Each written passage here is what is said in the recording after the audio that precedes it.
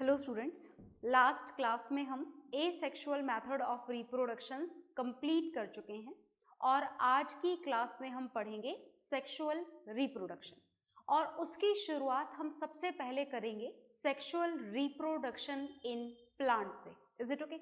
तो मैंने बहुत सारे डायग्राम्स आपके लिए ऑलरेडी बना रखे हैं, तो हम इनको समझेंगे one by one. Sexual reproduction चाहे प्लांट्स में हो चाहे एनिमल्स में हो, किसी में भी हो, जो बेसिक जो फिनोमिना होता है, जो बेसिक कॉन्सेप्ट इसमें होता है that is same. Asexual reproduction की तरह नहीं होता कि स्पोर फॉर्मेशन बिल्कुल अलग है, फ्रेगमेंटेशन बिल्कुल अलग है, रीजनरेशन बिल्कुल अलग है। इस तरीके से सेक्सुअल रिप्रोडक्शन में नहीं होता। In each and every living organism, the way of sexual reproduction is same होता है, that is the fusion of a male reproducing cell with a female reproducing cell to produce a single cell that is known as zygote. And after the complete division of cell, this particular zygote will divide, will change into a new individual. आ गई बात समझ में? तो चलिए आज हम शुरुआत करेंगे इसकी प्लांट्स के साथ में। तो प्लांट्स में जो रिप्रोड्यूसिंग ऑर्गेन्स होते हैं, जो रिप्रोडक्टिव ऑर्गेन्स होते हैं, they both are present in a flower. जो सेक्सुअल रिप्रोडक्शन प्लांट्स में होता है वो यूजुअली कौन से प्लांट्स में होता है? वो यूजुअली होता है फ्लावरिंग प्लांट्स के अंदर, जिसमें फ्लावर्स होते हैं उनके अंदर ये रिप्रोडक्शन कंप्लीट होता है। Is it okay? जो फ्लावर्स भी होते हैं और जिसमें फ्लावर के नीचे वाला हिस्सा जो ओव्यूल है, जो ओवरी है, वो फ्रूट के अंदर भी चेंज हो जाता है, उनके अंदर ये मेथड ऑफ रिप्रोडक्शन फॉलो होता है। तो चलिए हम इसको आगे जानने से पहले इसके सारे रिप्रोडक्टिव ऑर्गन जो मैंने ऑलरेडी बोर्ड पर बना दिए हैं उनको हम वन बाय वन स्टडी कर लेते हैं। ठीक है, तो चलिए हम इनके बारे में जानना शुरू करते हैं। तो this is a flower of any flowering plant. ये फ्लावर है और ये जो फ्लावर है, इस फ्लावर के अंदर ही मेल रिप्रोडक्टिव ऑर्गन और फीमेल रिप्रोडक्टिव ऑर्गन दोनों प्रेजेंट होते हैं। तो चलिए हम जानेंगे कि इसके अलावा फ्लावर के हर हिस्से का क्या काम होता है या फिर क्यों प्रेजेंट होता है ये। तो उसके साथ में हम सबसे पहले इसकी लेबलिंग जान लेते हैं। तो देखिए ये आपका फ्लावर है।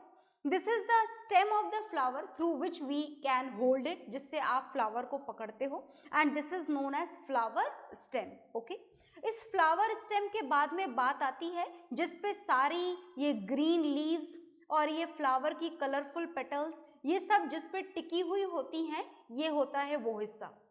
This is known as receptacle. क्या बोला जाता है इसको? इसको बोला जाता है receptacle. Is it okay? Receptacle के साथ में आपको दिखाई दे रही हैं ये leaves which are green in colour. ये ग्रीन कलर की लीव्स होती हैं और ये जो ग्रीन कलर की लीव्स होती हैं इनको बोला जाता है सेपल। और सेपल का क्या काम होता है? सेपल का काम होता है फ्लावर को उसकी इनिशियल स्टेज में प्रोटेक्शन प्रोवाइड करना when it is present in the form of a bud। देखा है ना आपने, कोई सा भी फ्लावर बनने से पहले एक बड होता है और जब वो बड होता है तो उसकी सारी कलरफुल पेटल्स ग्रीन कलर की लीफ से कवर्ड होती हैं। तो वो जो ग्रीन कलर की लीफ है जो फ्लावर को बड की फॉर्म में प्रोटेक्शन प्रोवाइड करती है, ये हैं वो ग्रीन कलर की लीव्स जिनका क्या नाम होता है? जिनका नाम होता है सेपल्स। आ गई बात समझ में? तो सेपल्स का काम क्या होता है? To protect the flower when it is present, when it is there in the form of a bud in its initial stage. तो सेपल का काम आप भूलिएगा मत। Is it okay? सेपल के बाद में बारी आती है पेटल्स की। ये पेटल, ये पेटल, ये पेटल, ये सब पेटल्स हैं और petals are having different type of colours. पेटल्स के अलग अलग कलर होते हैं। रोज फ्लावर में अलग कलर के, मैरीगोल्ड में अलग कलर के, है ना, ब्रिंजल का फ्लावर अलग होता है, लेडी फिंगर का फ्लावर अलग होता है। फ्लावर होते हैं क्या इसमें? बिल्कुल होते हैं। Is it okay? फ्लावर होते हैं, कलर भी अलग अलग होता है और कलर होने के साथ साथ इन पेटल्स की एक खास बात और होती है। दो चीजें होती हैं इनमें स्पेशल। एक तो ये जो पेटल्स हैं, ये पेटल्स कलरफुल होते हैं। कैसे होते हैं ये पेटल्स? कलरफुल होते हैं और कलरफुल होने के साथ साथ ये पेटल्स आपको पता है कैसे होते हैं? ये पेटल्स सेंटेड भी होते हैं। सेंटेड का मतलब खुशबू आती है ना आपको इनमें से, बिल्कुल खुशबू आती है। तो भाई क्या रोल है इनको इतना कलरफुल बनाना में और इनको इतना सेंटेड बनाने में? तो देखो दोनों ही चीज़ों का एक ही पर्पज़ है, इनका कलरफुल होना भी और इनका सेंटेड होना भी। ये दोनों ही चीज़ें एक बहुत इंपॉर्टेंट रोल प्ले करती हैं, that it's colourful petals and it's scented petals attract the insect. ये किसको अट्रैक्ट करती हैं? इंसेक्ट को। अब इंसेक्ट को अट्रैक्ट करना एक दूसरा फिनोमिना है और रिप्रोडक्शन एक दूसरा फिनोमिना है। नहीं नहीं नहीं, दोनों अलग अलग फिनोमिना नहीं है, दोनों कनेक्टेड फिनोमिनाज हैं। इंसेक्ट अट्रैक्ट होंगे तो रिप्रोडक्शन होगा, इंसेक्ट अट्रैक्ट नहीं होंगे तो रिप्रोडक्शन होने की पॉसिबिलिटीज थोड़ी कम हो जाएंगी, बाकी तो रहेंगी। बाकी क्यों रहेंगी? That will see later. Is it okay? तो आपको पर्पस समझ में आ गया ना इन पेटल्स के कलरफुल और सेंटेड होने का, so that the insects can be attracted through it. Insects का आना और फ्लावर्स पर बैठना बहुत जरूरी काम होता है। क्यों जरूरी होता है? That will see later. पर उससे पहले आप ये जानिए, ये तो आपने फ्लावर के सारे एक्सटर्नल पार्ट पढ़ लिए, they are not at all involved in the category of reproductive organs। ये जितने भी नाम मैंने आपको बताए ये reproductive organs नहीं है। तो फिर reproductive organs कहाँ पर प्रेजेंट होते हैं? reproductive organs प्रेजेंट होते हैं फ्लावर के पेटल्स के सेंटर में। ये जो आपको हिस्सा दिखाई दे रहा है, this one, is it okay? That particular part is having reproductive organs in it, both male reproductive organ as well as female reproductive organ. दोनों टाइप के रिप्रोडक्टिव ऑर्गन कहाँ पर प्रेजेंट होते हैं? इस सेंटर पार्ट में प्रेजेंट होते हैं। तो देखो ये जो रेड कलर्ड पार्ट आपको दिखाई दे रहा है ना, ये इधर भी रेड कलर और इधर भी रेड कलर, ये जो रेड कलर का पार्ट हमें यहाँ पर दिखाई दे रहा है, this part is the mail reproductive organ of a flower. और देखो मैंने यहाँ पर दो बनाए हैं, दो ही होते हैं ऐसा नहीं होता है, बहुत सारे होते हैं। Is it okay? ये बहुत सारे होते हैं एक फ्लावर के अंदर। देखा हुआ है फ्लावर आपने, और नहीं भी देखा इतने ध्यान से तो कोई बहुत बड़ी चीज नहीं है। घर के बाहर निकल जाइए, आसपास गार्डन में इधर उधर कहीं ना कहीं कोई ना कोई सा फ्लावर आपको देखने को मिल ही जाएगा। And there you can see that these male reproductive organs are many in numbers, बहुत सारे होते हैं। Is it okay? और ये जो मेल रिप्रोडक्टिव ऑर्गन के सेंटर में प्रेजेंट है, this is the female reproductive organ of the plant. So both male reproductive organ and female reproductive organ both are present in the center of a flower. दोनों ही कहाँ पर present होते हैं? दोनों ही present होते हैं फ्लावर के सेंटर में प्रेजेंट होते हैं। तो देखिए ये तो है female reproductive organ, this part, and this part, this red coloured part is the mail reproductive organ.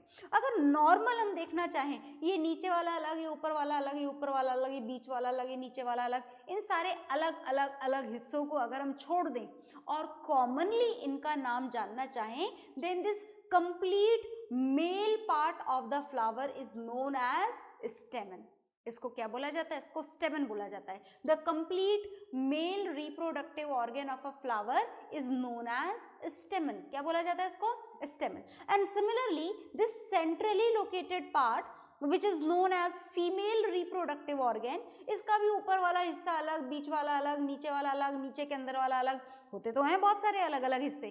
पर अगर इन सारे अलग अलग हिस्सों के नामों को हम ना जानना चाहें, हम सिर्फ ये बोलना चाहें what is the female reproductive organ in plant is called, अगर सिर्फ एक नाम देना चाहें तो फीमेल रिप्रोडक्टिव ऑर्गन का वो एक नाम कार्पल होता है। क्या होता है? कार्पल। आप इसे कार्पल भी बोल सकते हैं और इसका एक नाम और है, alternative name, one more alternative name is given to it and this is pistol.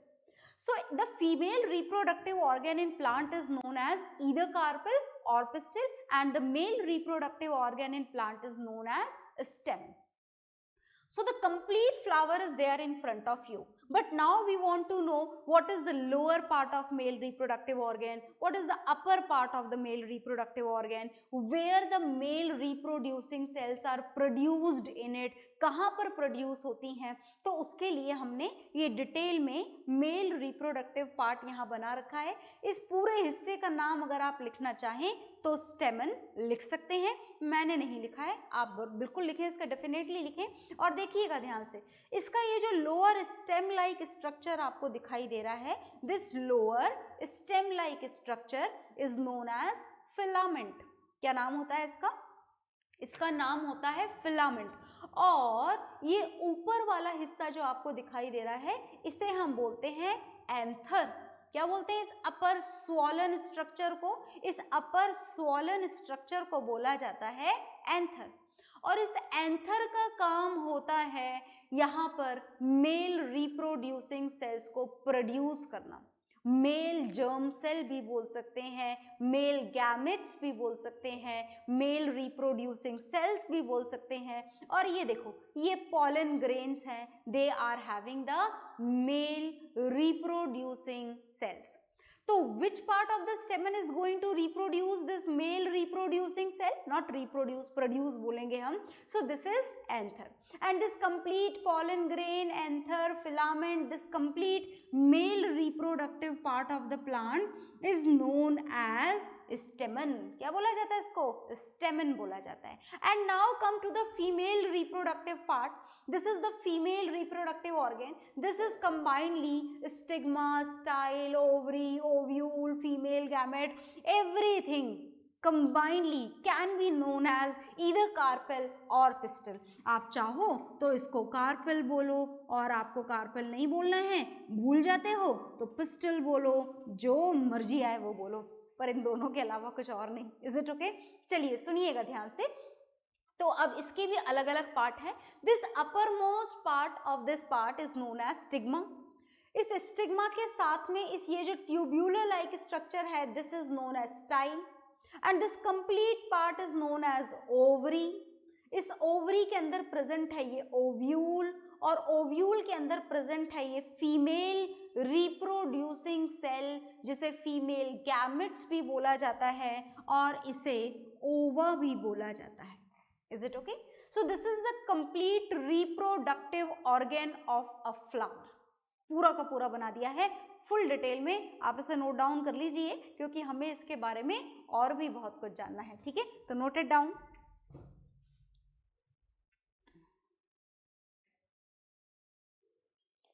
तो आपने ये नोट डाउन कर लिया होगा। ड्रॉ अगर नहीं करे हैं आपने तो ऐसा मत करिएगा, ड्रॉ ज़रूर करिएगा, क्योंकि आपको बायोलॉजी के फिगर्स की प्रैक्टिस बहुत अच्छे से करनी होती है। आपको ऐसा लगता है देखने के बाद हाँ हाँ we can draw it easily, is it okay, in the exams directly, तो ऐसा नहीं होता है। आपको डायग्राम्स की बहुत प्रैक्टिस करनी होती है। एक बार देख के बनाना होता है, फिर एक बार बिना देखे बनाना होता है। जब बिना देखे बनाते हैं तो पता लगता है कि लेबलिंग भूल जाते हैं हम आदि, इज इट ओके। तो इसीलिए आपको फिगर्स की प्रैक्टिस करनी है।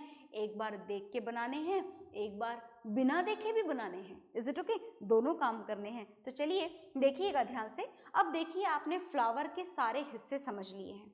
ये पूरा कंप्लीट फ्लावर है।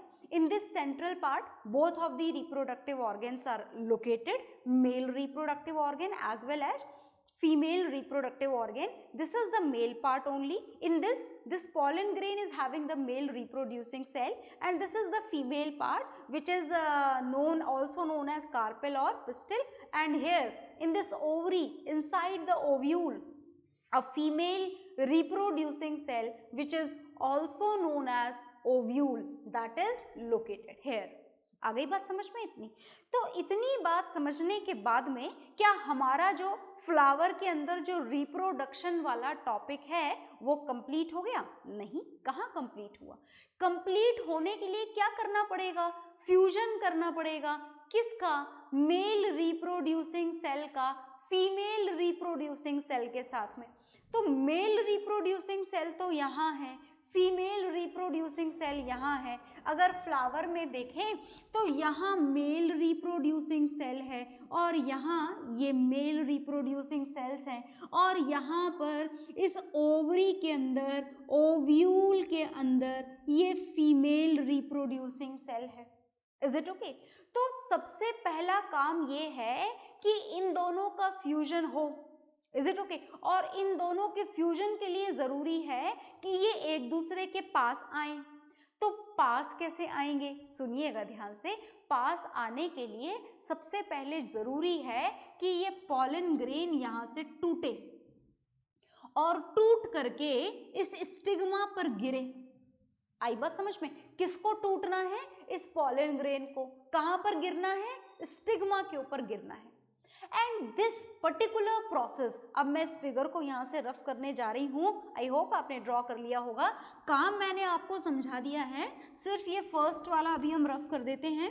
फर्स्ट वाला क्यों? हम सेकेंड वाला भी रफ कर देते हैं। सेकेंड वाले का भी काम खत्म हो गया है, थर्ड वन को बने रहने देते हैं as it is more useful.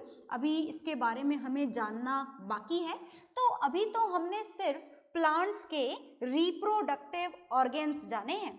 अभी रिप्रोडक्शन नहीं हुआ है। रिप्रोडक्शन होने का मतलब है कि प्लांट में सीड का फॉर्मेशन हो जाए। तो जब तक सीड का फॉर्मेशन नहीं होगा तब तक हम ये मानेंगे कि प्लांट में रिप्रोडक्शन का प्रोसेस अभी बाकी है। तो चलिए हम जानते हैं कि जब बात सेक्सुअल रिप्रोडक्शन इन प्लांट्स की जाए तो this particular process can be classified into 2 steps. इस पर्टिकुलर प्रोसेस को प्लांट्स के लिए आप कितनी स्टेप में डिवाइड करेंगे? 2 स्टेप्स में डिवाइड करेंगे। और इन 2 स्टेप्स में से जो फर्स्ट स्टेप आपको पढ़नी है this is pollination. First step आपको क्या पढ़नी है? फर्स्ट स्टेप आपको पढ़नी है pollination. And second step of the sexual reproduction in plants is known as fertilisation. तो 2 प्रोसेस आपको पढ़ने हैं, मतलब 2 स्टेप में जाकर के ये सेक्सुअल रिप्रोडक्शन इन प्लांट जो है ये कंप्लीट होगा। तो सुनिएगा ध्यान से कि ये 2 स्टेप का मतलब क्या होता है। First step is pollination. तो चलिए पहले पॉलिनेशन का मतलब ही समझ लेते हैं। पॉलिनेशन का मतलब होता है ट्रांसफर। किसका ट्रांसफर? ट्रांसफर करवाना है आपको। किसका? जिसका अभी अभी हमने जाना था, transfer of pollen grains. Pollen grains का ट्रांसफर करवाना है। कहां से कहां करवाना है? From anther to stigma. मतलब उसको एंथर से तुड़वा करके, अब ऐसा नहीं कि वो काम आप हाथ से कर दो, एक आध फ्लावर नहीं होता है, ढेरों फ्लावर होते हैं, बड़े बड़े खेत होते हैं, बहुत बड़े बड़े। Is it okay? तो उन पर्टिकुलर कंडीशन में आप ऐसा नहीं सोच सकते कि that can be done by our hand. No, it can not be done. Is it okay? इसको नेचुरली होना होता है। अब ये नेचुरली कैसे होता है? इसको नेचुरली करवाने के लिए रिस्पॉन्सिबल होती है हवा, और हवा के साथ साथ इसको करवाने के लिए रिस्पॉन्सिबल होते हैं इंसेक्ट्स। देखिए बात ऐसी है कि जब हवा जोर से चलती है तो पॉलन ग्रेन अपने आप टूट करके कहाँ पर गिर जाते हैं? इस स्टिग्मा पर गिर जाते हैं। कौन गिर गया यहाँ पर? Pollen grain. कहाँ पर गिर गया? स्टिग्मा पर गिर गया। And this process, the transfer of pollen grains from anther to stigma, is known as pollination. And as I told you, this can be done with the help of winds. अब wind के through ये टूटा हवा से और stigma पर गिर गया, ये तो समझ में आ गया। पर इंसेक्ट इसमें कैसे मदद करते हैं? देखिए थोड़ी देर पहले मैंने आपको बताया था कि जो कलरफुल पेटल्स हैं उनका काम है इंसेक्ट को अट्रैक्ट करना। तो जब इंसेक्ट उनके ऊपर अट्रैक्ट होकर करके वहां जाकर के बैठते हैं तो बैठते समय उसके इनके जो पैर होते हैं उनके पैरों में ये चिपक जाते हैं। क्या चिपक जाते हैं? उनके पैरों में चिपक जाते हैं ये पॉलन ग्रेन। तो और कई बार तो वो पॉलन ग्रेन उसी फ्लावर के, जैसे ये फ्लावर है, ये यहाँ पर इसका स्टेमन था, थोड़ा बड़ा था, कोई बात नहीं बड़ा बना देते हैं, और ये इसका पॉलन ग्रेन यहाँ से टूटा और इसी फ्लावर के स्टिग्मा पर गिर गया। ऐसा भी हो सकता है। कभी कभी ऐसा भी हो सकता है कि वो ये जो पॉलन ग्रेन है वो इंसेक्ट के पैरों में चिपक जाए और किसी दूसरे प्लांट के फ्लावर पे जाकर के उसके स्टिग्मा पर गिर जाए। ऐसा भी हो सकता है। तो on this different way this pollination can be classified into 2 categories. इस पॉलिनेशन को आपने कितने पार्ट्स में डिवाइड कर दिया है? 2 पार्ट्स में डिवाइड कर दिया है। ये जो 2 पार्ट्स में पॉलिनेशन आपको पढ़ना है, इसमें से एक तो आपको पढ़ना है self pollination, is it okay, और दूसरा आपको पढ़ना है cross pollination. Self pollination and cross pollination. अब इसका क्या मतलब है? सेल्फ पॉलिनेशन और क्रॉस पॉलिनेशन का क्या मतलब है, सुनिएगा ध्यान से। सेल्फ पॉलिनेशन का मतलब, अगर सेम फ्लावर का पॉलन ग्रेन टूट करके सेम फ्लावर के स्टिग्मा पर गिर जाए, then it is known as self pollination. या फिर कोई और भी बात है क्या? बिल्कुल और भी बात है। अगर सेम प्लांट के दूसरे फ्लावर पर गिर जाए, प्लांट सेम ही है पर सेम प्लांट का दूसरा फ्लावर है, सेम फ्लावर नहीं है ना, दूसरे फ्लावर पे जाके गिर जाए, then also it is known as self pollination, is it okay. पर अगर क्रॉस पॉलिनेशन में क्या होता है कि अगर वो इंसेक्ट सेम प्लांट नहीं है पर सेम स्पीशीज है, जैसे अगर मैंगो है तो मैंगो का ही दूसरा ट्री है ना, ऑरेंज है तो ऑरेंज का ही दूसरा ट्री। ऐसा नहीं है कि ऑरेंज और ग्रेप्स आप समझ लो क्रॉस पॉलिनेशन के लिए, वैसा नहीं है, इज इट ओके, बात समझ में आ गई। पर प्लांट कैसा होना चाहिए? Different plant. अगर यही काम डिफरेंट प्लांट पर हो, डिफरेंट प्लांट की सेम स्पीशीज के डिफरेंट प्लांट पर हो, स्पीशीज कैसी होनी चाहिए? सेम होनी चाहिए, पर प्लांट कैसा है? डिफरेंट है। मतलब एक ऑरेंज प्लांट के एक फ्लावर का पॉलन ग्रेन अगर पास वाले किसी दूसरे ऑरेंज प्लांट के दूसरे फ्लावर पर जाकर स्टिग्मा पर वो पॉलन ग्रेन गिर जाए, इंसेक्ट के पैरों में चिपक के या विंड से उड़ कर के या किसी और तरीके से, in that condition this type of pollination is known as cross pollination. इस पॉलिनेशन को क्या बोला जाता है? इस पॉलिनेशन को बोला जाता है cross pollination, is it okay. तो आप इस सेल्फ पॉलिनेशन और क्रॉस पॉलिनेशन को नोट डाउन कर लीजिए।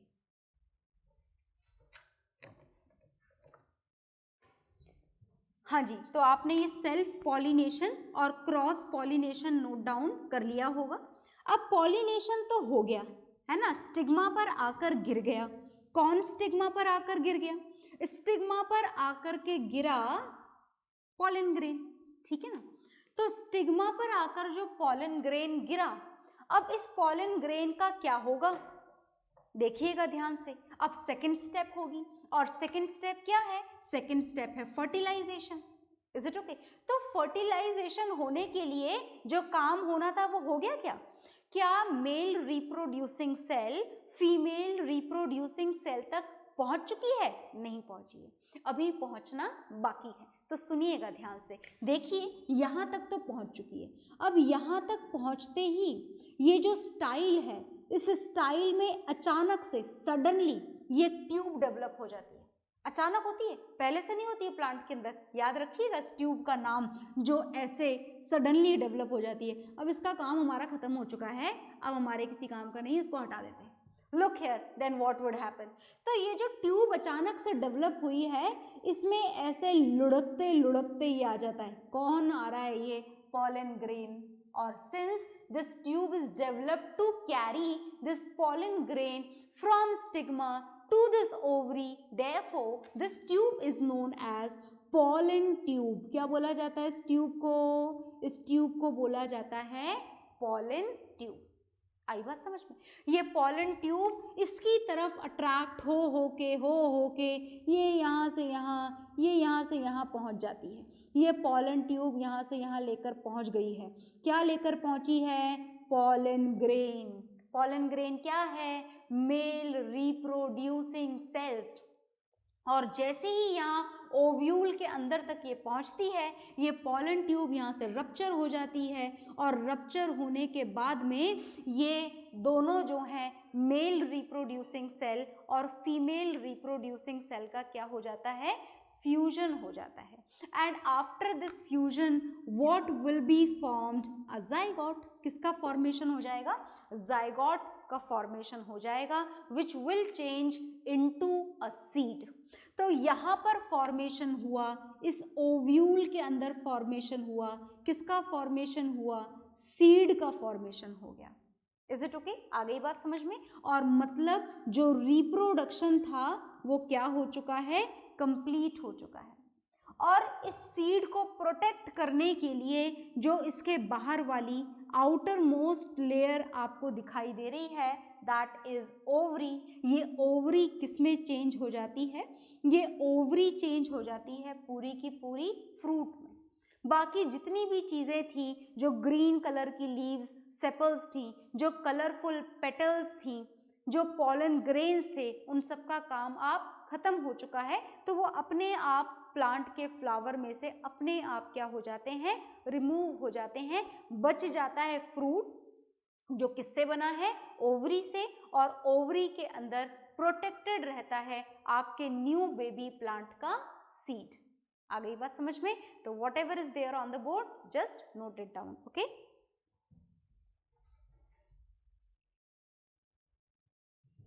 तो इसी के साथ में जो सेक्सुअल रिप्रोडक्शन है प्लांट्स में वो आपका कंप्लीट हो चुका है. ओके. और नेक्स्ट क्लास में हम स्टार्ट करेंगे नेक्स्ट टॉपिक. ओके.